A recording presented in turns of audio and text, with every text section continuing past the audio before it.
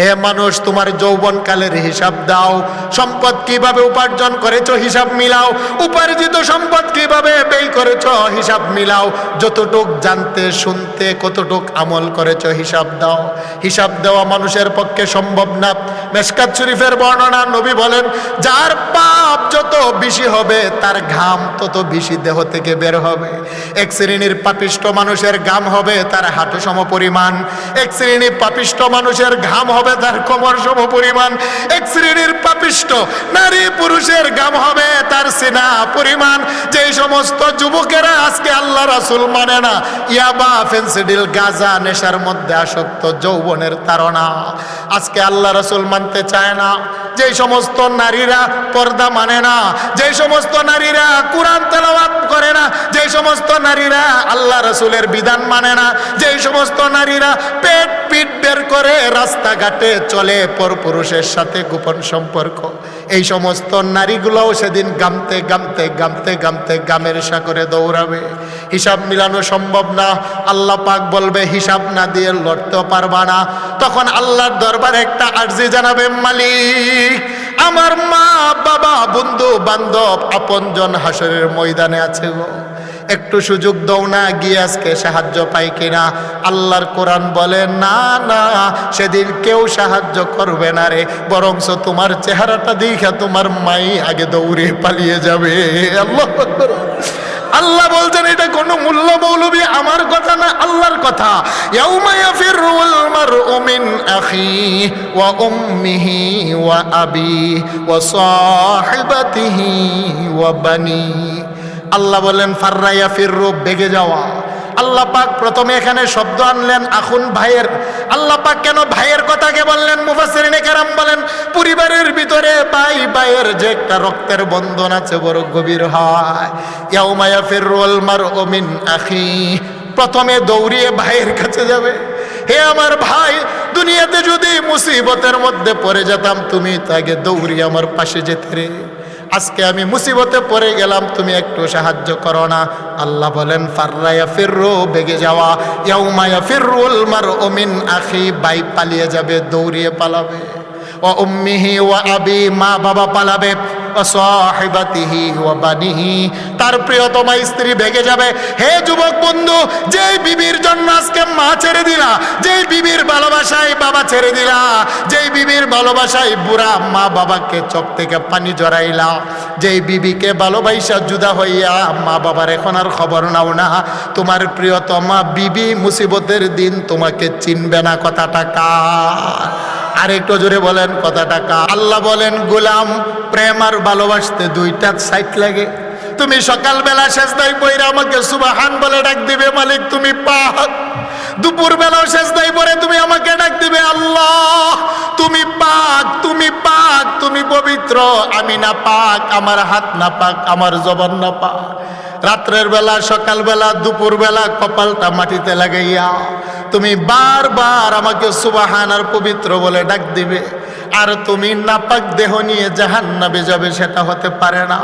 তুমি যখন সেজদায় পইরা ভালোবাসা সুবহান বলে আমাকে পবিত্রতার ঘোষণা দাও, আমি মালিক ও মসজিদ থেকে তুমি বের হওয়ার আগে ভালোবাসা রহমানুর রাহিম তোমাকে পবিত্র বানিয়ে নেই।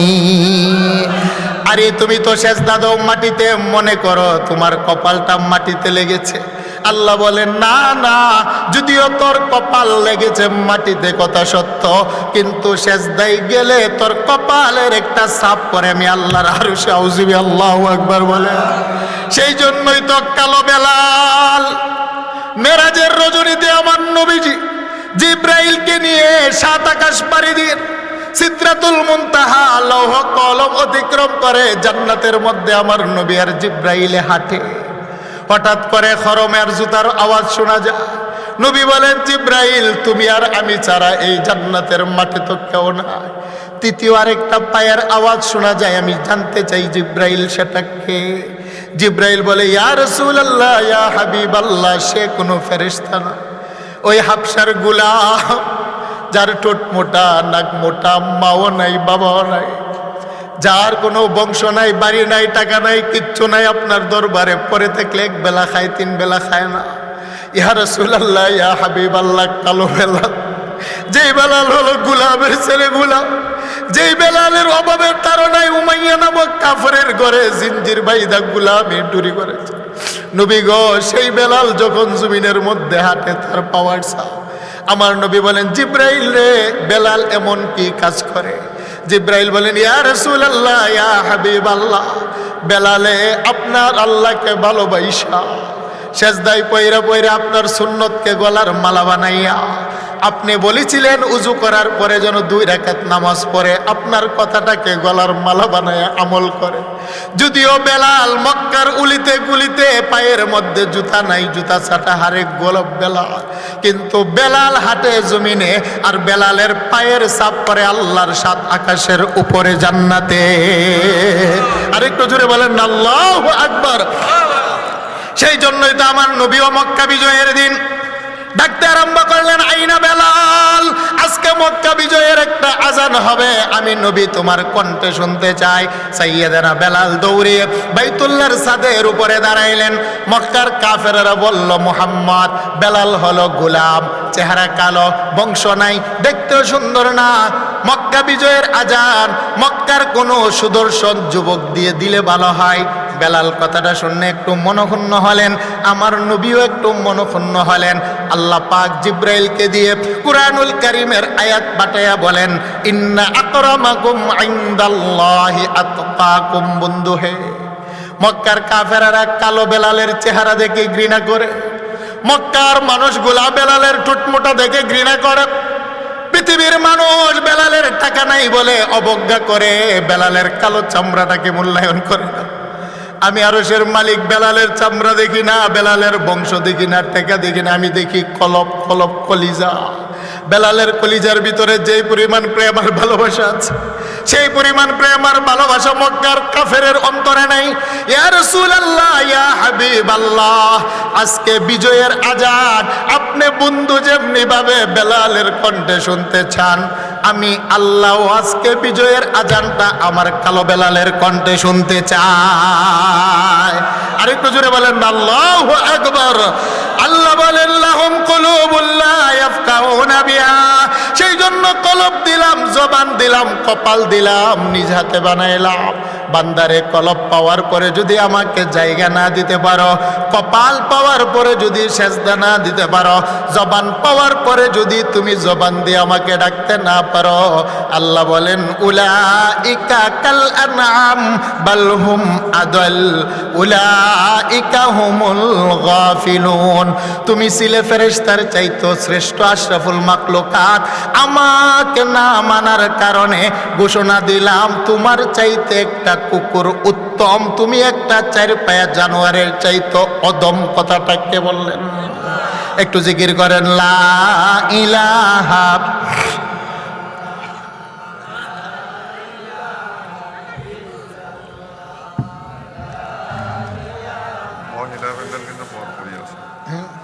ছেড়ে দিব, শেষ করে দিব।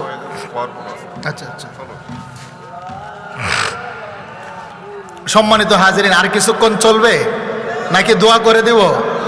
কষ্ট হচ্ছে আপনাদের? আমি একটা শব্দের উপরে তাফসির করতেছি, আমি তো আমার মূল আয়াতে যাই নাই। তাফসির অনেক গভীর জিনিস। তাফসির কি বলে? অনেক গভীর জিনিস। আপনারা বুঝতেছেন না আমার তাফসির? কারা কারা বুঝতেছেন একটু হাত উঠান তো, বলেন নারে তাকবীর। আল কোরআনের আলো, আল হাদিসের আলো, নারে তাকবীর। যে আপনারা হাত নামান। আমি গতকালকে আমার তাফসির ছিল বগুড়া গাইবান্ধা, এর আগে নকলা, এর আগের দিন ছিলাম আমি ঠাকুরগাঁও, সেখান থেকে আমি এখানে আসছি। আগামীকালকে আমি ব্রাহ্মণবাড়িয়া মাহফিল করেই সাথে সাথে চলে যাব রংপুর।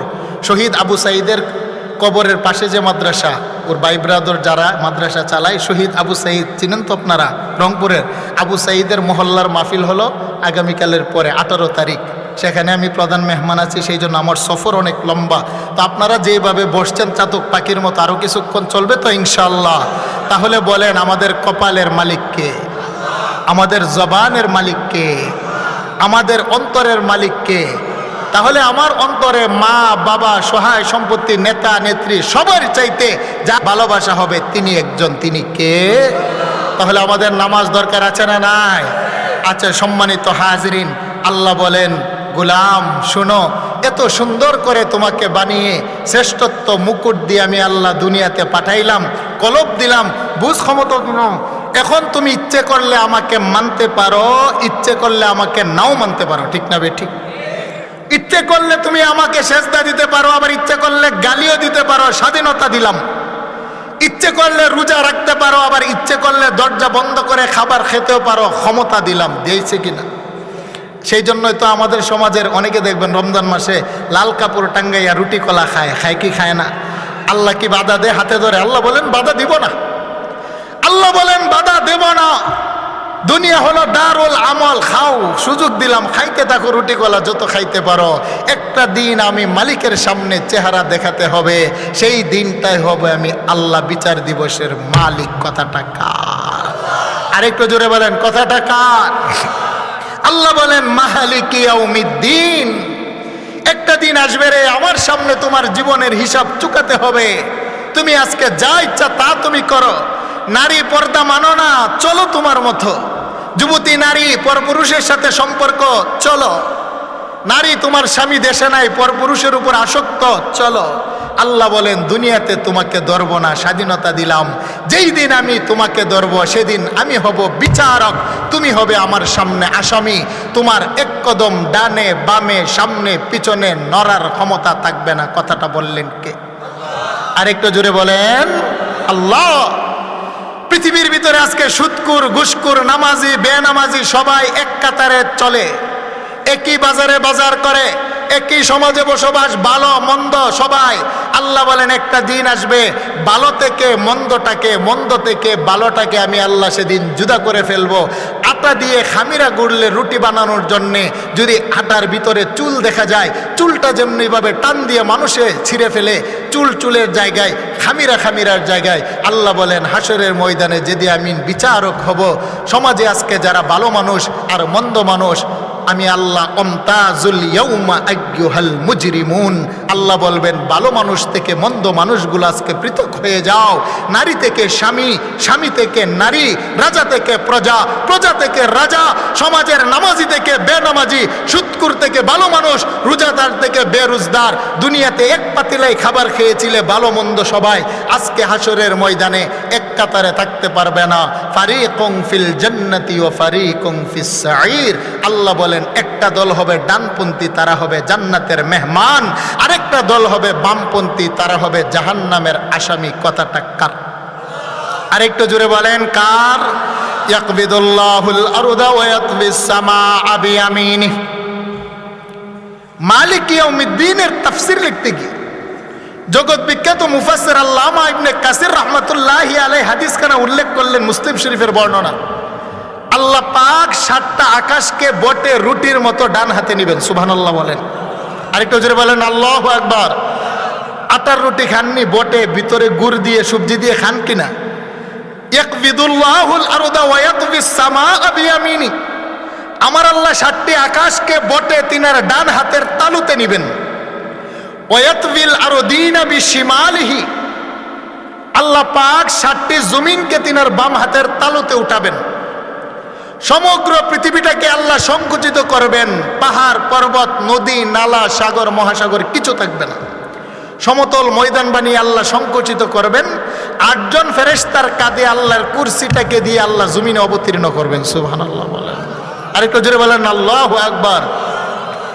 ইয়াকবিদুল্লাহুল আরদা ওয়া ইয়াতবিস সামাআ বিয়ামিনিহি, নবী বলেন আমার আল্লাহ 7টি আকাশকে তিনার ডান হাতের তালুর মধ্যে নেবেন, 7টি জমিনকে আমার আল্লাহ তিনার বাম হাতের মধ্যে নিয়ে একটা ঘোষণা দিবেন, আনাল মালিক। আল্লাহ বলবেন আজকের দিনে আমি হলাম বাদশার বাদশাহ।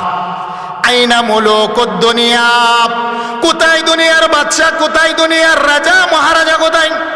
আইনাল জাব্বারুন ওয়া আইনাল মুতাকাব্বিরুন, কোথায় দুনিয়ার অহংকারীরা, কোথায় দুনিয়ার প্রতাপশালীরা? আমি বাদশার সামনে দাঁড়াও, আমি আল্লাহ আজকে তোমাদেরকে দেখতে চাই। আল্লাহু আকবার বলেন। আল্লাহ বলবেন দুনিয়ার রাজা মহারাজা কোথায়? যারা ক্ষমতা পাওয়ার পরে মানুষের উপর জুলুম করেছিলে, যারা দায়িত্ব পাওয়ার পরে মানুষের উপর মিথ্যা মামলা দিয়েছিলে, যারা পৃথিবীর মধ্যে ক্ষমতা রাজত্ব পাওয়ার পরে মানুষের উপর অত্যাচার জুলুম করেছিলে, যারা টাকা পয়সা পাওয়ার পরে সাধারণ মানুষের উপর অহংকার করেছিলে, ডিগ্রি অর্জন করার কারণে অশিক্ষিত মানুষের উপরে তুমি অহংকার করেছিলে, লাঠির পাওয়ারের কারণে দুর্বল মানুষের উপরে তুমি অহংকার করেছিলে, সালাম দিলে সালামের জবাব দাও নাই তুমি অহংকার করেছিলে, টাকা পয়সার কারণে রাস্তাঘাটে বাজার হাটে সিনা উঁচা করে তুমি চলতে মানুষকে গনতে না। আইনাল জাব্বারুনা ওয়া আইনাল মুতাকাব্বিরুন, দুনিয়ার অহংকারীরা কোথায়? আমার সামনে দাঁড়াও, আমি আল্লাহ আজকে তোমাদেরকে দেখতে চাই। এরকম অহংকারী আছেনি? আমাদের দেশে আছে, আপনাদের দেশে নাই। কয়েকটা টাকার মালিক হইলে এখন আর চোখে মানুষ লাগে না, আসেনি? আসেনি? চেহারা সুন্দর, কালো চামড়ার মানুষকে ঘৃণা করে। একটু ডিগ্রি আছে, আপন চাচাতো ভাই হয়তো লেখাপড়া করতে পারে না, সংসারের অভাব অনটনের কারণে তাকে পাঁচের চেয়ারে বসতে দেয় না।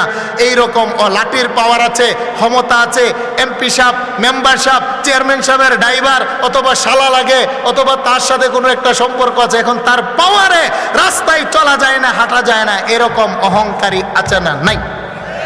আল্লাহ ডাকবেন, আইনাল মুতাকাব্বিরুন, কোথায় তোমরা? হাদিসের মধ্যে লেখে অহংকারীদেরকে আল্লাহ লাল পিঁপড়ার একটা দেহ দিয়ে দাঁড় করিয়ে মানুষের পায়ের নিচে ফেলে হাসরের ময়দানে আল্লাহ পদদলিত আর অপমান করবেন। কারণ অহংকারীরা দুনিয়ার মধ্যে গর্দান উঁচা করে চলে। আল্লাহ বলেন তোর গর্দান হাসরের ময়দানে মানুষের পায়ের নিচে ফেলে আমি আল্লাহ পদদলিত করে তোর অহংকারকে মিটিয়ে দিব। কথাটা কার? পৃথিবীতে পিপিলিকা আছে 12,600 প্রজাতি। বলেন কত প্রজাতি? কথা বলেন, কথা বলেন, কত প্রজাতি? পৃথিবীতে 12,600 প্রজাতির পিঁপড়া আছে। 4 বর্ণের পিঁপড়া, হলুদ বর্ণের, লাল বর্ণের, কালো বর্ণের, বাদামি বর্ণের। তার ভিতরে লাল বর্ণের পিপিলিকা সবচাইতে ছোট হয়। কিতাবের মধ্যে লেখে লাল বর্ণের ছোট পিঁপড়ার আকৃতি দিয়ে আল্লাহ অহংকারীদেরকে উঠিয়ে জাহান্নামীদের পায়ের নিচে ফেলে পদদলিত করে অপমানিত করবেন। কেন? দুনিয়াতে তুই অহংকার করেছিলে। আল্লাহ বলেন মালিক ইয়াউমিদ্দিন, আজকের দিনে আমি হলাম বিচার দিবসের মালিক। কথাটা কে বলেছেন? আল্লাহ রাসূল বলেন শোনো, আমার আল্লাহ যখন বিচার আরম্ভ করবেন প্রত্যেকটা মানুষকে আপন আপন কবর থেকে আমার আল্লাহ উলঙ্গ করে উঠাবেন। আল্লাহু আকবার বলেন। ইউহশারুন নাসু ইয়াউমাল কিয়ামাতি হুফাতান উরাতান গুরলা। বুখারীর বর্ণনা, আমার নবী বলেন প্রত্যেকটা মানুষকে আমার আল্লাহ আপন আপন কবর থেকে উলঙ্গ করে উঠাবেন। মানুষের দেহের ভিতরে কোনো জামা থাকবে না, মানুষের দেহের ভিতরে কোনো জুতা থাকবে না। একটা পুরুষ যেমনি ভাবে মায়ের পেট থেকে ভূমিষ্ঠ হলে খতনাবিহীন, এরকম খতনাবিহীন অবস্থায় মানুষগুলা কবর থেকে দাঁড়াবে।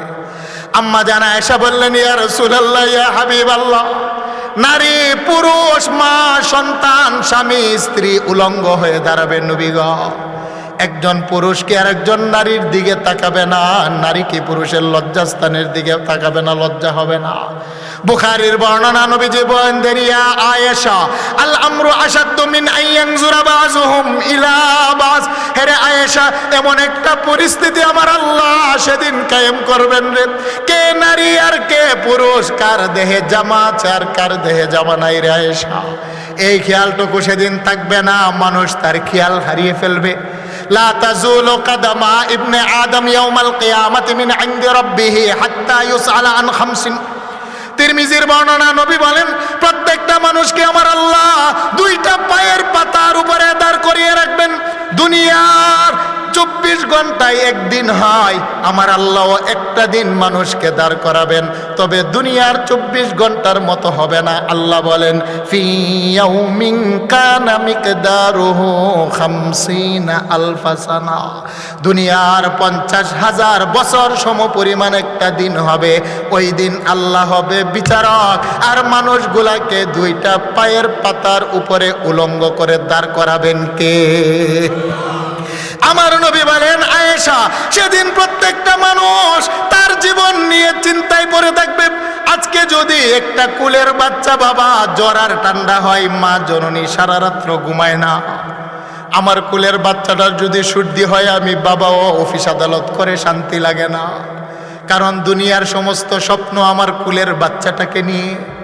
আজকে মা মা মা তার কুলের একটা বাচ্চার যদি ঠান্ডা লাগে, জ্বর উঠে, মার ঘুম হারাম হয়ে যায়।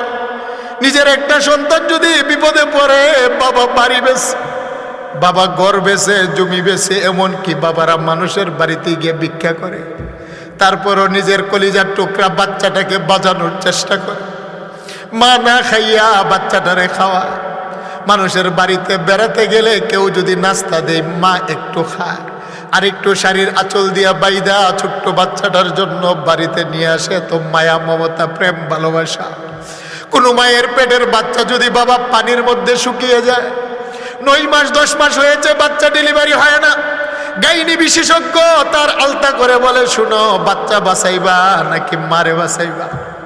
যখন মার কানে কানে গিয়া কথাটা বলে, ডাক্তার তো বলেছে তুমি বাঁচতে চাও না, বাচ্চা বাঁচতে চাও। মা ডাক্তারকে ডাইকা বলে, ডাক্তার সাহেব শুনেন না, এই কথাটা যদি আমার স্বামী শুনে তাহলে আমার স্বামী আমাকে মরতে দিবে না। আমার মা বাবা যদি শুনে, আমার মা বাবা আমার ব্যাপারে সিদ্ধান্ত দিবে না। আমার ভাই বোন যদি এই ব্যাপারে জানে, আমাকে সিদ্ধান্ত নিতে দিবে না। ডাক্তার সাহেব, আপনার হাতে পায়ে ধরি আমি আপনার কাছে একটা ওসিয়ত করি, অপারেশনের টেবিলের মধ্যে নিয়ে আমারে আপনি মারবেন, তারপর আমার কলিজার বাচ্চাটার যেন কিছু না হয়। আমি মা মারা যাই এতে কোনো দুঃখ নাই, আমার পেটের 7 রাজার ধন যেন দুনিয়ার আলো দেখতে পায়। আল্লাহু আকবার বলেন।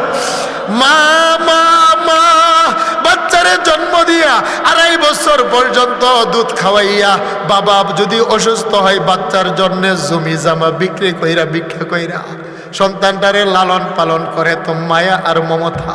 নবী বলেন, এমন একটা দিন আসবে রে হাসরের ময়দান, সেদিন আপনার মাও তার কলিজার টুকরা সন্তানের কথা ভুলে যাবে। সেদিন বাবা তার সন্তানের কথা ভুলে যাবে, বন্ধু বন্ধুর কথা সেদিন ভুলে যাবে। 2টা কদমের উপরে দাঁড় করাইয়া আমার মালিক যখন 5টা প্রশ্ন করবেন, ওয়ান উমরিহি ফিমা আফনা, বান্দারে গোটা জীবনের হিসাব মিলাও। ওয়ান শাবাবিহি ফিমা আবলা, হে মানুষ তোমার যৌবনকালের হিসাব দাও। সম্পদ কিভাবে উপার্জন করেছো হিসাব মিলাও। উপার্জিত সম্পদ কিভাবে ব্যয় করেছো হিসাব মিলাও। যতটুক জানতে শুনতে কতটুক আমল করেছো হিসাব দাও। হিসাব দেওয়া মানুষের পক্ষে সম্ভব না। মেশকাত শরীফের বর্ণনা, নবী বলেন, যার পাপ যত বেশি হবে তার ঘাম তত বেশি দেহ থেকে বের হবে। এক শ্রেণীর পাপিষ্ঠ মানুষের ঘাম হবে তার হাঁটু সম পরিমাণ, এক শ্রেণীর পাপিষ্ঠ মানুষের ঘাম হবে তার কোমর সম পরিমাণ, এক শ্রেণীর পাপিষ্ঠ নারী পুরুষের ঘাম হবে তার সিনা পরিমাণ। যে সমস্ত যুবকেরা আজকে আল্লাহ রাসূল মানে না, ইয়াবা, ফেন্সিডিল, গাঁজা নেশার মধ্যে আসক্ত, যৌবনের তাড়না, আজকে আল্লাহ রাসূল মানতে চায় না। যে সমস্ত নারীরা পর্দা মানে না, যে সমস্ত নারীরা কোরআন তেলাওয়াত করে না, যে সমস্ত নারীরা আল্লাহ রাসূলের বিধান মানে না, যে সমস্ত নারীরা পেট পিট বের করে রাস্তাঘাটে চলে পরপুরুষের সাথে গোপন সম্পর্ক, এই সমস্ত নারীগুলোও সেদিন গামতে গামতে গামতে গামতে গামের সাগরে দৌড়াবে। হিসাব মিলানো সম্ভব না। আল্লাহ পাক বলবে, হিসাব না দিয়ে লড়তেও পারবা না। তখন আল্লাহর দরবারে একটা আরজি জানাবে, মালিক আমার মা বাবা বন্ধু বান্ধব আপনজন হাসরের ময়দানে আছে গো, একটু সুযোগ দাও না, গিয়ে আজকে সাহায্য পাই কিনা। আল্লাহর কোরআন বলে, না না, সেদিন কেউ সাহায্য করবে না রে, বরঞ্চ তোমার চেহারাটা দেখা তোমার মাই আগে দৌড়ে পালিয়ে যাবে। আল্লাহ আকবার। আল্লাহ বলছেন, এটা কোনো মূল্য মৌলবী আমার কথা না, আল্লাহর কথা। ইয়াউমা ইয়াফিরুল মারউ মিন আখিহি ওয়া উম্মিহি ওয়া আবিহি ওয়া সাহিবাতিহি ওয়া বানি। আল্লাহ বলেন, ফাররা ইয়াফিরু, বেগে যাওয়া। আল্লাহ পাক প্রথমে এখানে শব্দ আনলেন আখুন, ভাইয়ের। আল্লাহ পাক কেন ভাইয়ের কথাকে বললেন? মুফাসসিরিনে কেরাম বলেন, পরিবারের ভিতরে ভাই ভাইয়ের যে একটা রক্তের বন্ধন আছে বড় গভীর হয়। ইয়াউমা ইয়াফিরুল মারউ মিন আখিহি, প্রথমে দৌড়িয়ে ভাইয়ের কাছে যাবে।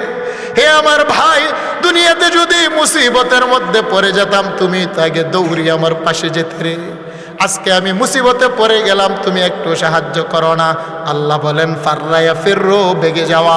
ইয়াউমা ইয়াফিরুল মারউ মিন আখি, ভাই পালিয়ে যাবে, দৌড়িয়ে পালাবে। ওয়া উম্মিহি ওয়া আবি, মা বাবা পালাবে। ওয়া সাহিবাতিহি ওয়া বানিহি, তার প্রিয়তমা স্ত্রী ভেগে যাবে। হে যুবক বন্ধু, যেই বিবির জন্য আজকে মা ছেড়ে দিলা, যেই বিবির ভালোবাসায় বাবা ছেড়ে দিলা, যেই বিবির ভালোবাসায় বুড়া মা বাবাকে চোখ থেকে পানি জড়াইলা, যেই বিবিকে ভালোবাসা জুদা হইয়া মা বাবার এখন আর খবর নাও না, তোমার প্রিয়তমা বিবি মুসিবতের দিন তোমাকে চিনবে না। কথাটা কার? আরেকটু জোরে বলেন, কথাটা কার? এখন কেউ পাশে দাঁড়াবে না, দৌড়িয়ে যাবে বন্ধুর কাছে। লা ইয়াসআলু হামিমুন হামিমা ইউবাসসিরুনাহুম, যদিও চোখে চোখ পড়বে, অন্তরঙ্গ বন্ধু বলবে আমি তোমাকে চিনি না, সে নিরাশ হয়ে যাবে। আল্লাহ বলেন ইয়া রাসূলুল্লাহ, ইয়া হাবিবাল্লাহ, মা বাবা কেউ সেদিন পাশে দাঁড়াবে না, আমার আল্লাহর দরবারে মুক্তি পাবো কিভাবে গো নবী? আমার নবী বলেন উম্মত রে, যদি তুমি নামাজওয়ালা হতে পারো, যদি তুমি আম্মা আব্বার খেদমত করেনেওয়ালা হতে পারো, যদি তুমি কোরআনের আশেক হতে পারো, আমি নবীর ঘর কোরআনের সাথে যদি তোমার সম্পর্ক হয়, আমি নবীর ওয়ারিস উলামায়ে কেরাম মাদ্রাসার ছাত্র আলেম উলামার সাথে যদি তোমার সম্পর্কটা ভালো হয়, আমি নবীর সুন্নত তরিকা যদি তুমি গলার মালা বানাও, টেনশন করবা না। হাসরের ময়দানে সবাই ভুলে গেলেও রহমতের নবী উম্মতকে ভুলবো না। তিনটা জায়গায় আমি নবী দৌড়াতে আরম্ভ করব। আমার গুনাহগার যতক্ষণ পর্যন্ত না জান্নাতে যাবে, আমি নবীও ততক্ষণ পর্যন্ত জান্নাতে প্রবেশ করব না। আরেকটু জোরে বলেন আল্লাহু আকবার। যেই মানুষটা নবী কামলেওয়ালার সুন্নতকে গলার মালা বানাই, টয়লেটে যাওয়ার সময় বাম পা দিয়ে দোয়া পড়ে নবীর সুন্নত, টয়লেট থেকে বের হওয়ার সময় ডান পা দিয়ে দোয়া পড়ে নবীর সুন্নত, মা বোনেরা প্রত্যেকটা কাজের শুরুতে বিসমিল্লাহ বলে বলে শুরু করে নবীর সুন্নত, বড়রা ছোটদেরকে স্নেহ করে নবীর সুন্নত, ছোটরা বড়দেরকে সালাম দেয়, সম্মান করে, তাজিম করে নবীর সুন্নত। সমাজের মানুষগুলা উলামায়ে কেরামকে সম্মান করে, গালমন্দ করে না, দ্বন্দ্ব করে না, আলেম উলামার সাথে হিংসা রাখে না, আলেম উলামার সাথে কটূক্তি করে না। আলেম উলামায়ে কেরাম নবীর ওয়ারিস, তাদেরকে সম্মান দিয়ে কথা বলে। নবীর ঘর মাদ্রাসার সাথে টাকা দিয়ে, পয়সা দিয়ে, অর্থ দিয়ে যারা সাহায্য করে নবীর সুন্নাত, নবী বলেন তোরে বলবো না, তোরে বলবো না। বুখারীর বর্ণনা, শাফাআতি লি আহলিল কাবাইর মিন উম্মতি, আমি নবীজি শাফাআতের পাওয়ার পরে তিনটা জায়গায় পাওয়ার নিয়ে উম্মতকে তরানোর জন্য দৌড়াদৌড়ি করব। আরেকটু জোরে বলেন আল্লাহু আকবার। আমার নবী বলেন না শোনো, আল্লাহর সাথে আমার একটা চুক্তি হয়েছে, ওয়ালা সাউফা ইউতিকা রাব্বুকা ফাতারদা। আল্লাহ বলেন বন্ধু, যতক্ষণ না পর্যন্ত আপনি খুশি হবেন ততক্ষণ পর্যন্ত আমি বিচার কার্য শেষ করব না। সুবহানাল্লাহ বলেন। আনাস বলেন ইয়া রাসূলুল্লাহ, আপনাকে কোথায় তালাশ করব? নবী বলেন আনাস, আমাকে ইনদাল ফুলসিরাত, ফুলসিরাতের কিনারায় গিয়ে তালাশ করবে রে। নবী গো, ফুলসিরাতের কিনারায় গিয়ে যদি আপনার মুলাকাত না পায়, নবী বলেন আনাস রে, আমাকে মিজানের কিনারায় গিয়ে তালাশ করবে। নবী যদি মিজানের কেল্লায় গিয়ে না পাই, আমার নবী বলেন আনাস রে, একটা জায়গায় আমারে পাইবে, হাউজে কাউসারের কিনারায়। আমার আল্লাহ হাউজে কাউসারের মালিকানা আমার হাতে দিলেন। হাউজে কাউসারের মালিক হলেন আমার আল্লাহ। হাউজে কাউসারের মালিকানা চাবিটা দিলেন আল্লাহ আমি বন্ধুর হাতে। এই চাবিটা আমার আল্লাহ আদম নবীকে দেয় নাই, মুসা নবীকে দেয় নাই, ঈসা নবী, জাকারিয়া, দাউদ, সুলাইমান, আইয়ুব নবীকে দেয় নাই। আমার আল্লাহ আমি মুহাম্মদুর রাসূলুল্লাহর হাতে হাউজে কাউসারের চাবি দিলেন। আমার কোটি কোটি উম্মত পিপাসায় কাতর হয়ে যাবে।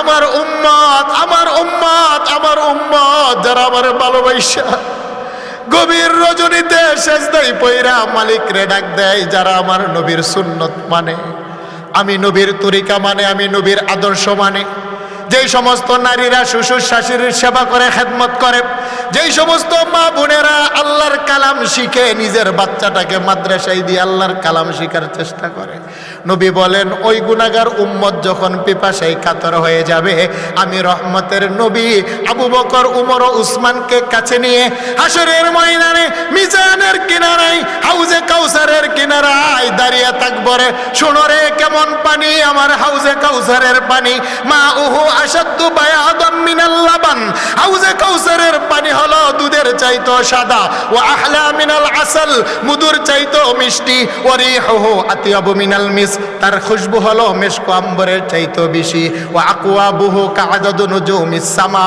আকাশের তারকা যেমনি ভাবে গণনা করে শেষ করা যায় না। হাউজে কাউসারের চতুর্দিকে মিনাজ যাহাবি ওয়াল ফিদ্দা, স্বর্ণ রূপার গ্লাস থাকবে, গণনা করে শেষ করা যাবে না। মান শারিবা মিনহু শারবা, আমার যে গুনাহগার নারী পুরুষ এক ডুব পানি আমি রহমতের নবী চুমুক দিয়ে পান করবে, লাম ইয়াজমা আবাদাহা আবাদা, কথা দিলাম আমার উম্মতের আর কোনোদিন পিপাসা লাগবে না। একটু জোরে বলেন আল্লাহু আকবার। সেই নবীর হাতে হাউজে কাউসারের পানি চাই কি চাই না? আরেকটু জোরে বলেন চাই কি চাই না? বিস্তারিত আলোচনা করতে গেলে অনেক সময়ের দরকার। আল্লাহ পাক সেই নবীওয়ালা, আল্লাহওয়ালা নবীর আশেক হওয়ার তৌফিক দান করে, সকলে বলেন আমিন। আমাদের মা বোনদেরকে পর্দা পুশিদা, স্বামী শ্বশুরের খেদমত করে পর্দার ভিতরে চলার তৌফিক দান করে, বলেন আমিন। এই মাদ্রাসাটা হলো আপনাদের, যেই মাদ্রাসায় রাত্রির গভীরে কোরআন তেলাওয়াত হয়, আল্লাহর আকাশ থেকে মুসুলধারে রহমত বর্ষিত হয়, আর এই রহমতের কারণে পুরা এলাকার কবরস্থানের কবরের মুর্দাগারে আযাব আল্লাহ মাফ করে দেন, সুবহানাল্লাহ। সেই জন্য মাদ্রাসার সাথে আপনারা সম্পৃক্ত থাকবেন তো ইনশাআল্লাহ। টাকা দিয়ে, পয়সা দিয়ে, বুদ্ধি দিয়ে, পরামর্শ দিয়ে মাদ্রাসাকে আগলিয়ে রাখবেন। এটা নবীর ঘর, এখান থেকে আহলে কোরআন, আহলুল্লাহ বের হয়। একজন আলেমকে যদি একটি দুইটি টাকা লুকমা দিয়ে আপনি খাবারের ব্যবস্থা করে দেন, হাসরের ময়দানে আল্লাহ যেদিন বিচারক হবে, উলামায়ে কেরাম সেদিন শাফাআত করে জান্নাতে নিয়ে যাবে, সুবহানাল্লাহ। সম্মানিত হাজরিন, আমি প্রথম আলোচনা করেছি একটা শব্দ কুলুবের উপরে, দ্বিতীয় মালিকে ইয়াউমিদ্দিন। আলোচনা করতে গেলে অনেক রাত দরকার, আর কষ্ট দিব না। যা বলেছি তার উপরে আল্লাহ আমল করার তৌফিক দান করে, সকলে বলেন আমিন। তাহলে আমার আলোচনার সার কথা কি বুঝলেন? আমাদের কপালের মালিককে। আমাদের কলবের ভিতরে প্রেম থাকবে কার? আমাদের জবান দিয়ে ডাকতে হবে কাকে? তাহলে কবরে, হাসরে, মিজানে, ফুলসেরাতে আল্লাহর সামনে দাঁড়িয়ে হিসাব দেওয়া সম্ভব না। তাই যদি আমার জীবনে নামাজ থাকে, রোজা থাকে, পর্দা থাকে, মা বাবার সেবা থাকে, নবীজি শাফাআত করে, তিনার উসিলায় জান্নাতে যাওয়া আমাদের পক্ষে সম্ভব, বলেন ঠিক না বেটি? আল্লাহ পাক আমাদের সকলকে বুঝার তৌফিক দান করুন। হাদিসের একটা ব্যাখ্যা একটু রয়ে গেছে। সাহাবায়ে কেরাম বললেন, ইয়া রাসূলুল্লাহ, আপনি চিনলেই তো পানি পান করাবেন। সাহাবায়ে কেরাম বললেন, আতারিফুনা ইয়াউমা ইযিন নবী, আপনি চিনবেন কিনা? কোটি কোটি উম্মত উপস্থিত থাকবে, আপনি চিনলেই তো পানি পান করাবেন। নবীজি বললেন, কালা নাআম, হ্যাঁ আমি চিনব। নবী কিভাবে চিনবেন? ১৫০০ বছর পরে, ১০০০ বছর পরে উম্মত জগতে আসবে, তাদেরকে তো আপনিও দেখেন নাই, উম্মত তো আপনাকে দেখে নাই। আমি প্রশ্নটা করি, নকলার মানুষ নবীকে দেখছেন? বলেন বলেন, দেখছেন? নবী আমাকে দেখছে? আমার বাসার সাথে নবীর ভাষার মিল আছে? আমার দেশের সাথে নবীর দেশের মিল আছে? আমার জমানার সাথে নবীর জমানার মিল আছে? নবী দুনিয়াতে বিদায় হয়েছেন ১৫০০ বছর আগে। আমি আর আপনি বাংলাদেশে জন্মগ্রহণ করেছি, গোলামের ছেলে গোলাম, ১৫০০ বছর পরে। নবীও আমাকে দেখে নাই, আমিও নবীকে দেখি নাই। নবী গো, আপনি পানি পান করাবেন কিভাবে? আপনি তো আমাকে দেখেন নাই, চিনবেন কিভাবে? মুসা নবী, আদম নবী, দাউদ নবী, সমস্ত নবীর উম্মত আমরাও থাকবো, চিনবেনটা কিভাবে? নবী বলেন, কালা নাআম, হ্যাঁ চিনব। আমার উম্মতের একটা আলামত আছে, যেটা হাসরের ময়দানে অন্য কারো থাকবে না, সুবহানাল্লাহ বলেন। বলেন নবী একটু বলে দেন না আলামতটাকে। নবীজি বলেন, তুরিদুনা আলাইয়া গুররাম মুহাজ্জালিনা মিন আসারিল উযু, ফজরে ঠান্ডা পানি দিয়া প্রথমে চেহারাটা দৌত করে, তারপরে দুইটা হাত কনিসহ দৌত করে, তারপরে মাথাটা মাসেহ করে, তারপরে দুইটা পাও দৌত কইরে আস্তে আস্তে হেঁটে মসজিদে যায়। দুপুর বেলাও 4 ফরজে উজুর পানি দিয়া চেহারা দৌত কইরা, আসরে মাগরিবে এসাতে আমার উম্মত দৈনিক 5 ওয়াক্ত নামাজের আগে তার চেহারার মধ্যে উজুর পানি লাগাই। উম্মত রে, দুনিয়াতে যদিও তোমার চেহারাটা কালো হয়, বিশ্রী হয়, হাসরের ময়দানে আল্লাহ এত সুন্দর বানাবে, আকাশের পূর্ণিমার চাঁদের মধ্যে কালো কালো দাগ থাকে, কিন্তু তোমার কালো চামড়ায় উজুর পানি লাগার কারণে আর দাগ থাকবে না। তোমার চেহারা আকাশের পূর্ণিমার চাঁদের চাইতো কোটি কোটি গুণ আল্লাহ সেদিন সুন্দর বানিয়ে দিবেন, সুবহানাল্লাহ। আর আমি নবী চিনে ফেলবো, এটাই আমার উম্মত। এই বৈশিষ্ট্য দিবেন কে? এখন একটা প্রশ্ন করলাম, উজু করে কেন? ফুটবল খেলার জন্যে? উজু করে কেন? সিনেমা দেখার জন্যে? যুবকরা বলো, উজু করে কেন? ক্রিকেট খেলার জন্যে? তাহলে উজু করে যারা 5 ওয়াক্ত নামাজ পড়ে তারা, আর 5 ওয়াক্ত নামাজ পড়বে যারা নারী পুরুষ, নবীর হাতে হাউজে কাউসার পাবে। বলেন